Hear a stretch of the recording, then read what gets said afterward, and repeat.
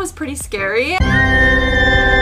This girl actually went to a sleepover with her friends. Apparently her and her friends were just watching movies and eating cookies and laying on the sofa, having a good time, and all of a sudden they heard a dark, low growl come from her friend's closet. Her friend was like, that's weird, there's really nothing in there. And they're like, well, there has to be, because they heard this weird mumbling growl sound. So all the girls were so freaked out thinking some sort of animal got into their house and was trying to, like, you know, do something in the closet. Who knows? So they decided to open the closet finally because it was freaking them out so much that they thought the house was haunted. And to their surprise, they opened it to see nothing but a pile of toys and one pink Furby sitting on top of the pile with its eyes glowing red. Of course they were freaked out because that girl's Furby was not even hers, it was her mom's from way back in the days apparently. And they turned around to see there was no batteries in it, and it continued to make weird growling noises and light up with its eyes bright red. Of course the girls were so freaked out about this, they decided to get rid of it. They threw it out in the trash can, and they claimed that the neighbors were complaining they heard weird sounds from their trash can the rest of the night until the dump truck came the next day and took the thing away, for heaven's sake. Another story I found on Reddit was super creepy. So this one was actually about a older toy collector. She had a pile of different toys and she had like a closet full of them. She had all sorts of old Barbies, you know, Bratz dolls,